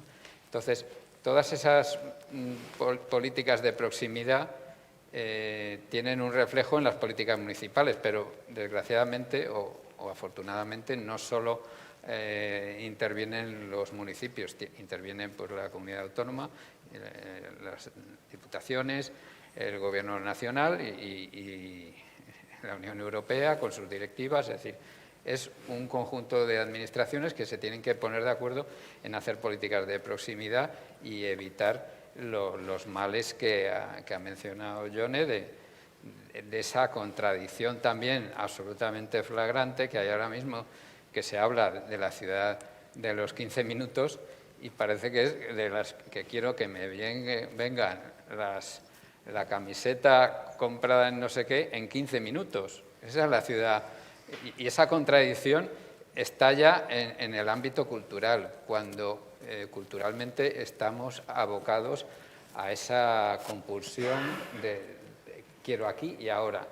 Una parte muy importante del comercio electrónico, que se traduce en furgonetas y en repartidores moviendo mercancías por las ciudades, es una mercancía que en un 30% se devuelve.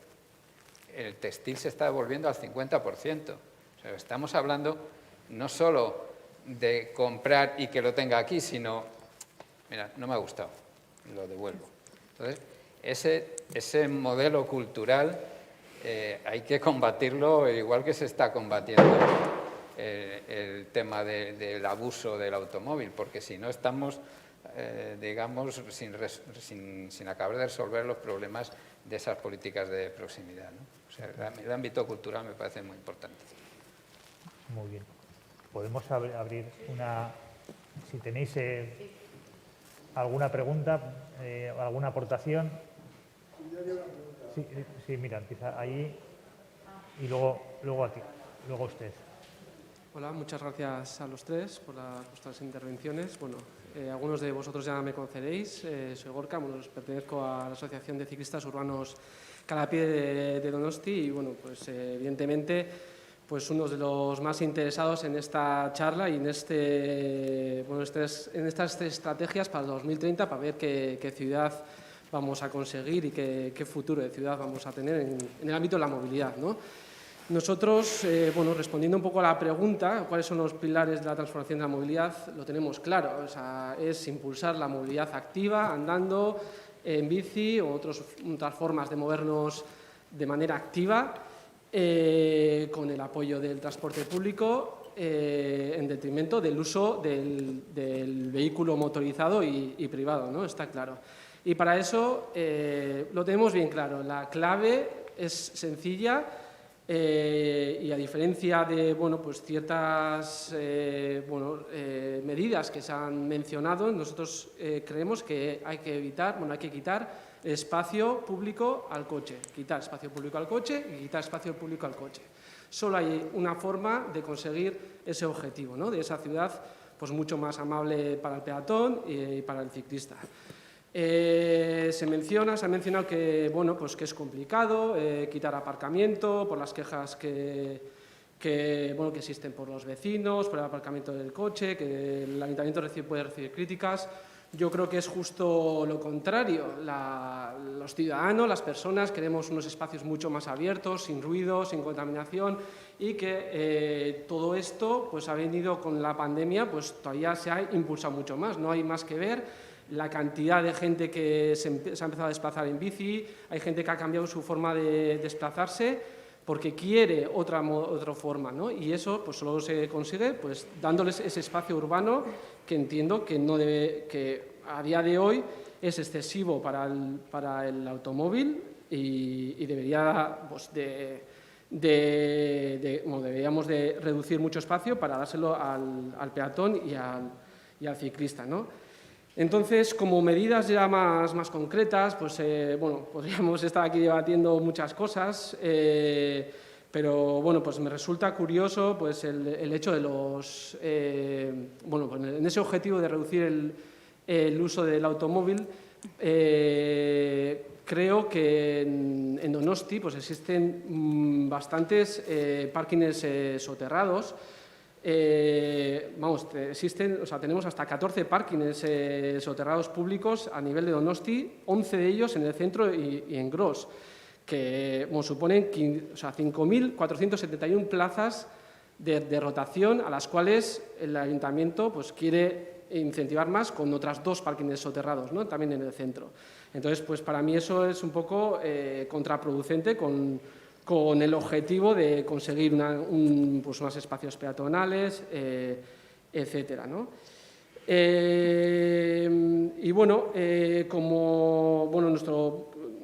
Proponemos, se han debatido diferentes cuestiones, medidas para tener una ciudad más peatonal. Pues nosotros proponemos esos espacios, esos parkings de rotación, pues que se usen pues para residentes y como parkings públicos para bicicletas para la ciudadanía. A consta de liberar espacio en superficie, ¿no? Por otro lado...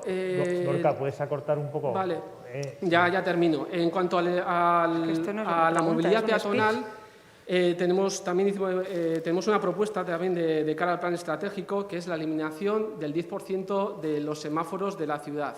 Si os fijáis, en un estudio que hizo, de hecho, GA21, basándonos en ese estudio, hicimos unas medidas de unos tiempos semafóricos y creemos que los semáforos de las ciudades son también limitantes de esa movilidad activa que tanto promovemos, ¿no? Y si os fijáis, pues es prácticamente seguro que andando por la ciudad nos encontremos con esos semáforos en rojo. Entonces os quería hacer una pregunta también, a ver cómo veis esta medida de reducir prácticamente todos los semáforos de la ciudad, 10%, por ejemplo, anualmente, para llegar al 2030 a una ciudad sin semáforos. Gracias. ¿Puedo contestar? Bueno, casi hacemos alguna otra pregunta más y las agrupemos.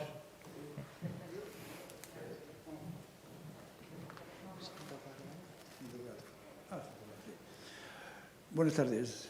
Me parece muy interesante todo lo que habéis dicho. Algunas cosas me parece que son un poco utópicas. Pero yo, primeramente, tengo una curiosidad. ¿Cómo habéis venido vosotros aquí a andando, con palo, con zanahoria, en coche, en bici? Yo andando. En autobús, el 19. Y andando. Yo andando. Andando. O sea que, bueno, por lo menos lo que predicáis hacéis. Sí. Bueno, vale. Me figuro que vivís cerca, claro. Si se puede. No, claro. Nayete. En el No. antiguo Lorea. Bueno, pero esos son 30 minutos andando. O sea 30 que minutos. tampoco Entra pasa dentro nada. de los 30 minutos. Bien, Eso vale, es. perfecto. Y luego, lo que sí he visto es que la pandemia, que no existía hace año y medio, de alguna forma es la que ha motivado muchos cambios. Entonces, yo quisiera saber, sois los expertos, hace 10 años que no había pandemia, ¿quién era el culpable, en definitiva, de la mala circulación por las ciudades, de que no había zonas peatonales? Porque me figuro que de la pandemia saldremos, ¿eh? O sea, yo estoy seguro. Entonces, tampoco nos valdrá eso como excusa o como, en fin. Y luego me da la sensación, por lo que he oído, que aquí está, no larvada, está declarada una auténtica guerra al coche. Auténtica guerra. Sin embargo, que cada uno puede decir y hacer lo que quiera, pero sin embargo el coche creo que paga una tasa al ayuntamiento. El vehículo paga todos los años una cantidad. No he oído a nadie que si se va a eliminar el coche, se elimine la tasa. Porque claro, luego otra cosa que habéis dicho es el tema de la circulación, porque hay una serie de parkings centrales en la ciudad y la gente normalmente, y si es de fuera más, circula buscando sitio. La eliminación de esos parkings es eliminación de gente que pueda venir de fuera y gente de San Sebastián. Porque si efectivamente el comercio del centro está en estos momentos no en las horas más bollantes, es porque esos centros que hacen estudios han derivado a tener sucursales en las periferias. Y las han derivado precisamente porque ven que en el centro no tienen ese atractivo. Entonces, no sé, yo lo veo un poco complicado. Sí es verdad que habéis dicho lo de los bidegorris uniendo poblaciones. Sí, claro.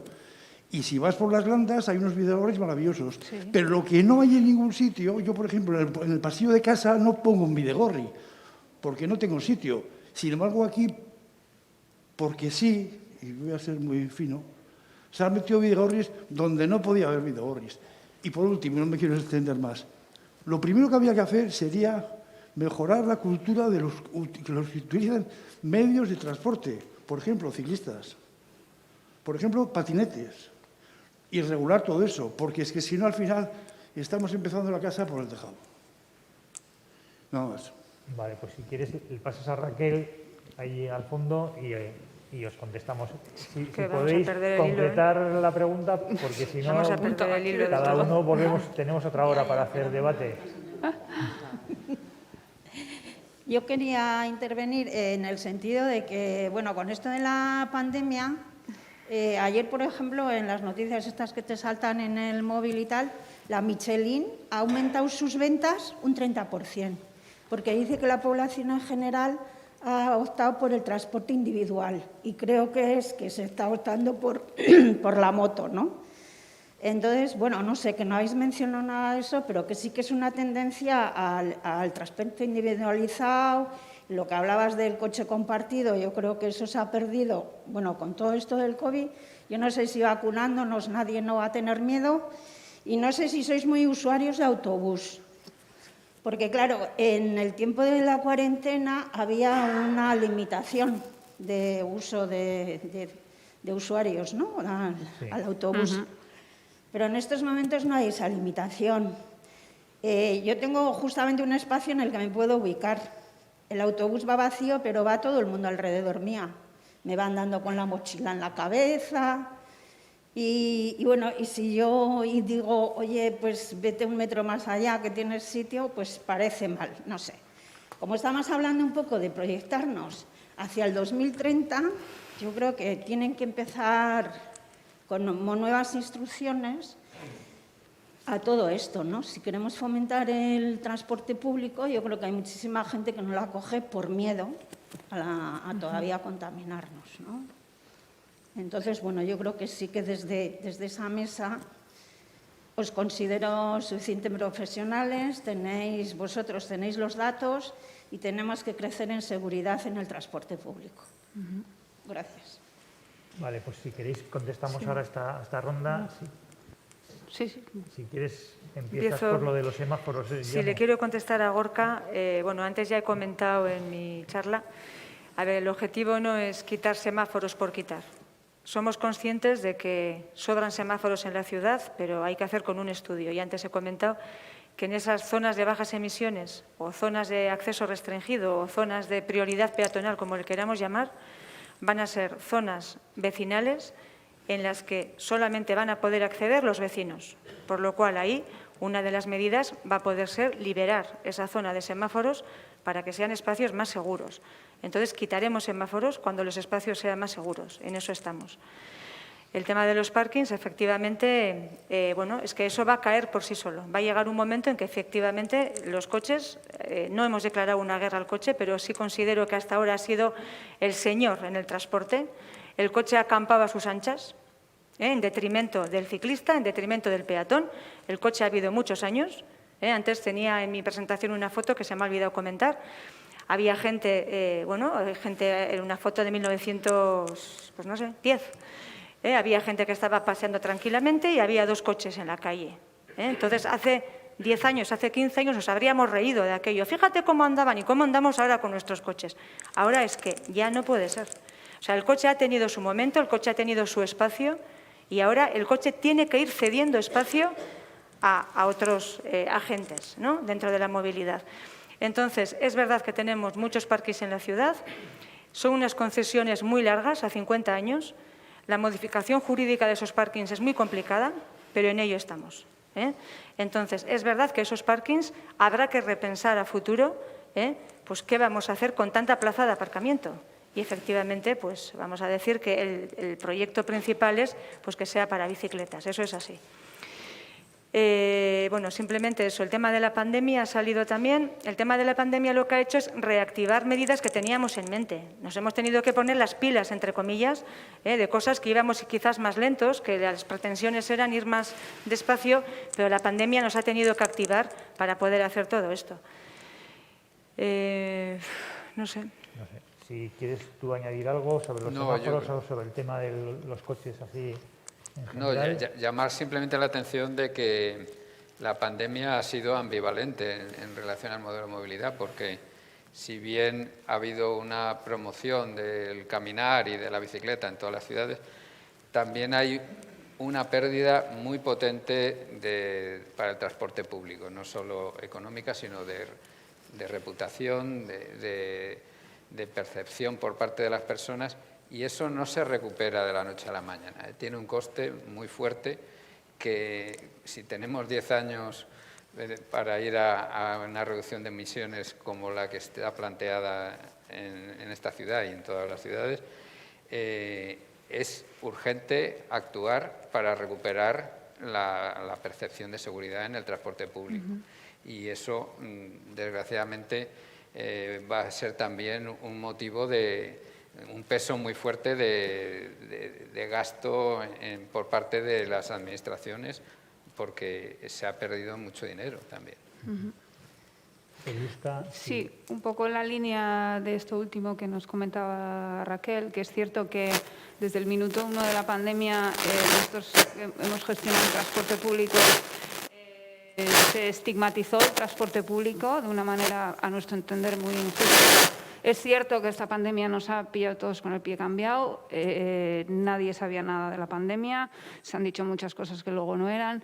Dentro de ese escenario, pues bueno, se puede entender, entre comillas, esa advertencia continuada que se lanzó contra el transporte público, que era peligroso utilizarlo, que era un espacio cerrado, etcétera, etcétera. Seguramente no recordaréis, pero la estigmatización fue brutal. Desde las administraciones nos pusimos las pilas, se pusieron a hacer estudios a nivel europeo, la UITP, universidades, aquí está Igor, Degus también ha hecho sus estudios.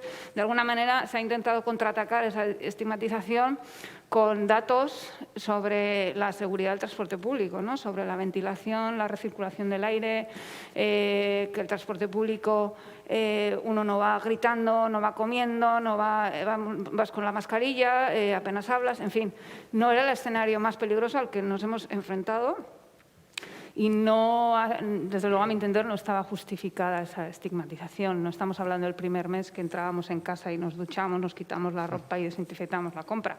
Después de 4 o 5 meses íbamos a los bares, íbamos en mascarilla, pero el transporte público era vamos, un infierno, ¿no? Se está trabajando para dar la vuelta a esa situación. Lamentablemente, el transporte público se está recuperando, pero de una forma mucho más paulatina.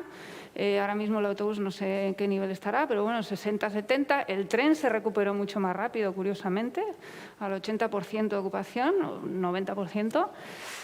Sin embargo, el coche privado ha sufrido, ha tenido un auge importante, ¿no? Y es una lástima porque, como dice el compañero, unos meses de pandemia han echado a perder una labor de educación hacia un transporte sostenible, a las buenas costumbres, que lleva muchos años.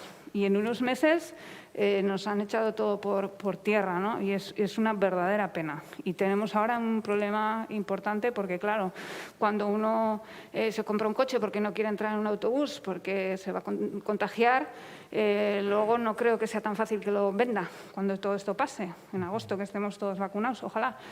El que se ha comprado un patinete eléctrico y antes iba en autobús, que eso no es más sostenible, pues lo va a seguir utilizando. Es una pena, porque todas esas decisiones tienen una inercia muy fuerte. Y ahí hemos tenido un paso atrás muy, muy importante, creo yo.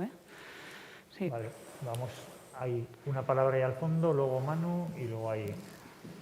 Y con esto acabamos. Hola, bueno, es que ricasco a los tres, muy interesante. Yo quería saber si sabemos en San Sebastián aproximadamente qué espacio hay destinado al coche en la superficie. Actualmente se está haciendo un proyecto de adecuación de Isabel II en el cual, bueno, al coche y al vehículo motorizado, en el cual existía la oportunidad de dedicar un gran porcentaje de esa calle al peatón y al ciclista, y se ha optado por mantener aparcamientos para coches, destinar un carril de convivencia para el coche y la bicicleta, que hoy por hoy no se están usando ese tipo de carriles con la bicicleta. Y bueno, quería saber si se sabe aproximadamente qué porcentaje hay destinado al vehículo motorizado. Gracias. Pues yo no sé decirte. ¿Ivonne se ha ido? No sé. Sí. ¿Tienes el dato, Pilar? Sí, bueno, es mayoritario en lo que es en el espacio público hacia el coche, o hacia la calzada, por así decirlo, para los vehículos. Es cierto que en los últimos 30 años se ha recuperado espacio para los peatones y también para las bicicletas, pero sigue siendo mayoritario para el vehículo privado. Manu. Yo, le quería contestar también lo de Isabel II, por alusiones, porque el proyecto se ha hecho en movilidad. Bueno, en principio, Isabel II nunca se planteó como un espacio peatonal 100%. Se planteó como una peatonalización soft, que le llamamos. Y luego, el hecho de que no haya carril segregado, precisamente, viendo que viene la Ciudad 30 y viendo que en Donosti va a haber mucha vía 30, desde movilidad estamos animando precisamente a los ciclistas a bajarse a la calzada y tomar la calzada. Entonces, precisamente, consideramos que no tiene que haber a la fuerza un bidegorri segregado para que los ciclistas vayan por la calzada, y menos ahora con esta Ciudad 30 que vamos a tener. Es nuestra opinión. Vale. Hace falta una labor creo que se ha mencionado también, de educación de ese nuevo reparto modal, creo yo, porque estamos promoviendo eso, la bajada a la calzada, ¿no? Pero los conductores creo que no se acaban de enterar que ya no están solos en la carretera. Y a mí me ha pasado estar circulando por Donosti, en la calzada 30, con la familia y pitarnos. Pitarnos porque hacíamos una familia ahí en medio de la calzada. Bueno, señor, eso es una labor que lleva mucho tiempo y hay que informar, y creo que es necesario tirar de campañas de sensibilización y de información, ¿no? También es verdad que luego, antes el señor ha comentado también, ¿no? Pues esas conductas incívicas de la bici, del tal. O sea, aquí lo que no estamos defendiendo que la bicicleta vaya de cualquier manera. Cuando la bicicleta va mal, se le dice, y cuando el coche actúa mal, se le dice también. O sea, lo que estamos intentando es una convivencia correcta entre todos los participantes dentro del espacio público, ¿no? Sí.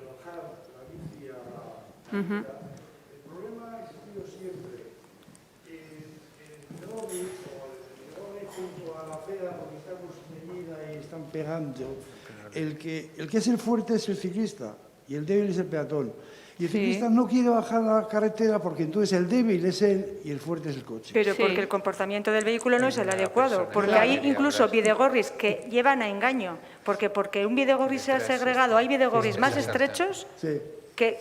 Y en cambio en la ciudad o en la vía 30 puede ser mucho más cómodo. Hay gente que tiene verdadero pavor cruzarse con otra bicicleta. Es que había dos palabras antes. Un segundo. Perdona, el bidegorri que hay. No, te corto porque hay dos palabras pedidas antes. Ahí Manu y luego detrás tuyo. Y claro. ¿Me das, Josu? ¿Me das? Sí. Bien, pues voy a ver si soy breve. Me habéis asustado. Y créeme que tengo interés en el tema de la movilidad. Evidentemente, San Sebastián no es Madrid ni París, y los problemas de San Sebastián, afortunadamente, no son los de esas grandes ciudades. Cuando se habla de hacer una reurbanización y un nuevo proyecto, eso está bien para hacerlo ex novo, pero hay que contar con que las ciudades son como son.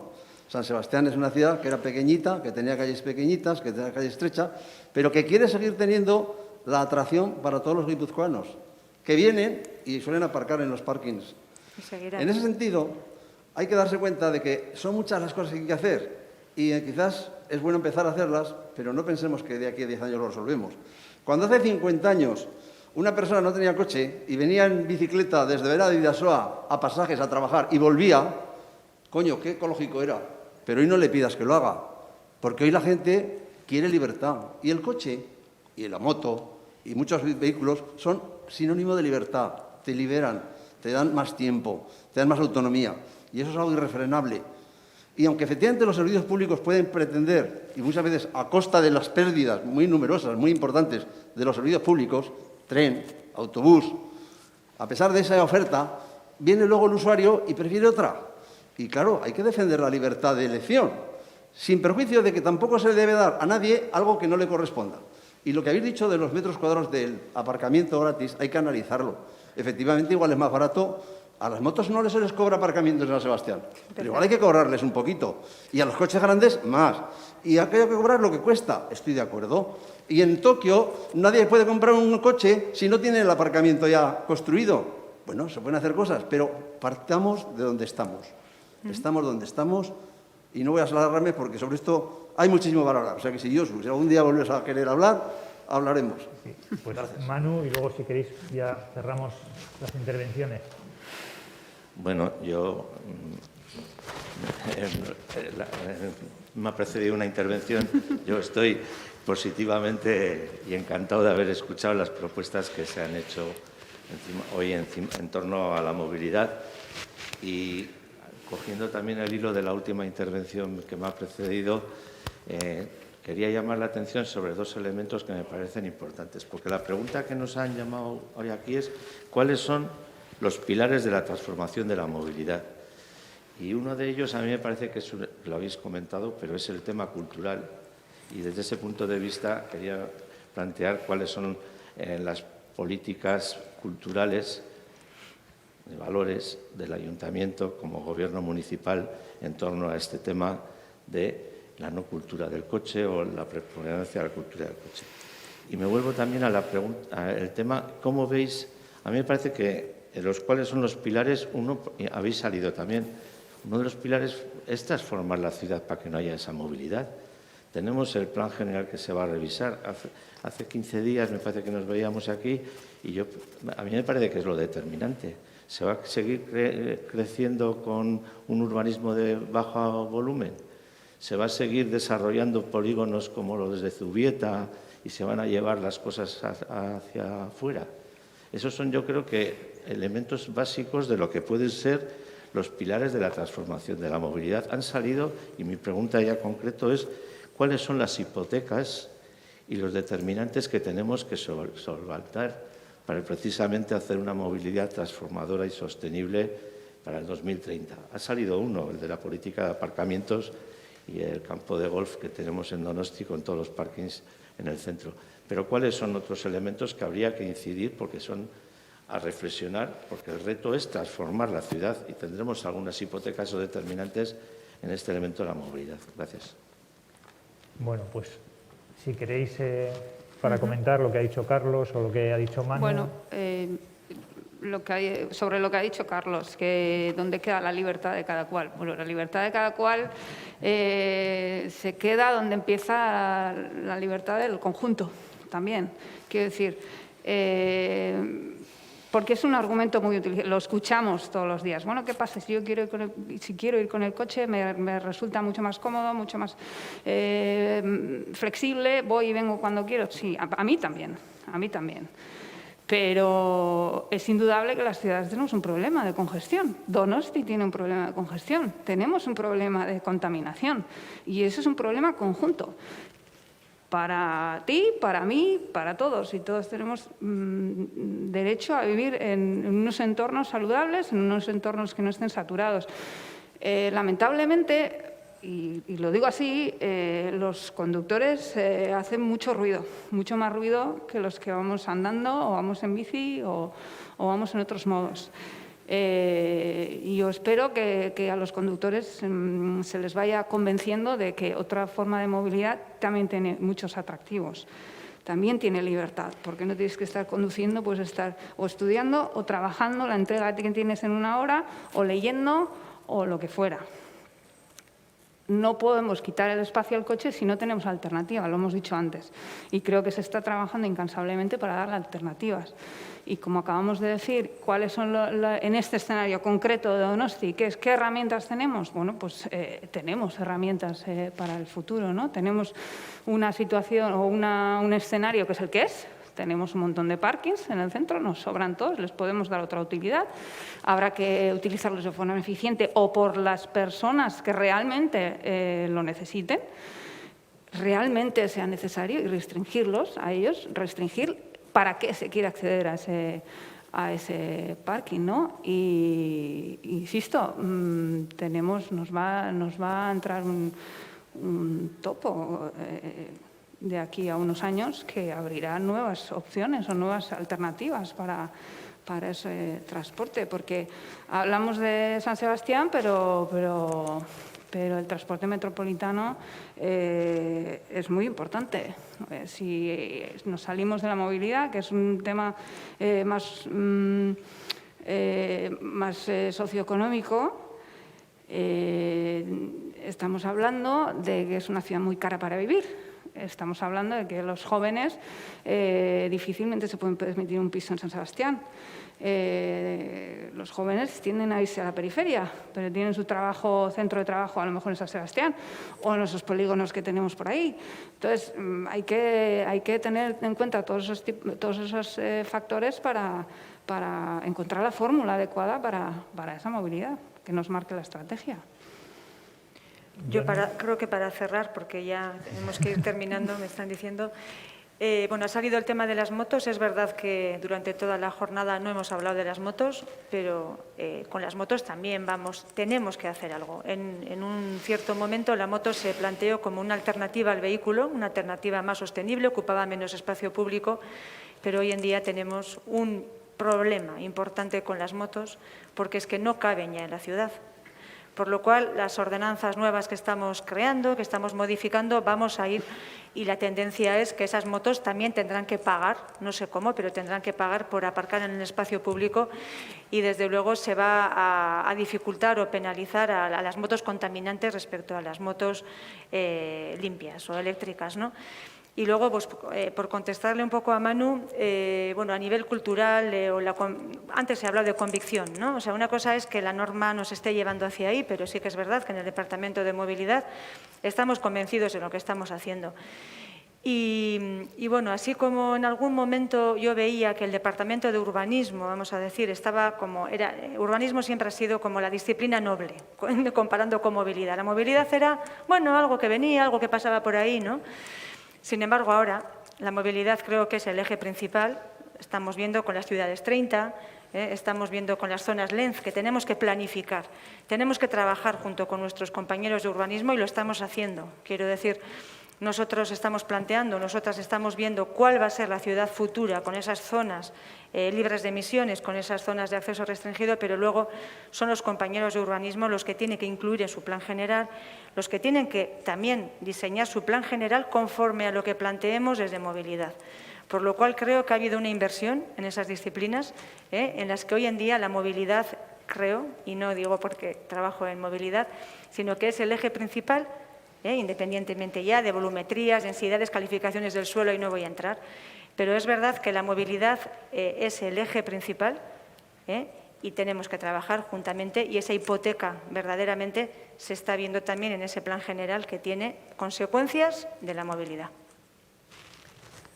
¿Alguna aportación, Alfonso? Sí, simplemente recordar que estamos hablando de procesos, que parece que a veces vemos el año 2030 con un modelo determinado de movilidad y de ciudad y queremos ir hacia él, y entonces hay que tomar esta y esta. No, hay que entender cuál es el proceso que está llevando la ciudad desde todos los puntos de vista, desde el punto de vista urbanístico, de la reconstrucción del espacio público, de la propia cultura y entender que en cada momento se pueden hacer unas cosas y en otro momento no se pueden hacer. Y ahí está la política, y hay políticas más valientes y políticas más timoratas, pero al final hay que tomar decisiones y muchas veces hay que superar algunos de los discursos de eso es una utopía o eso es un elemento que va a ser la catástrofe para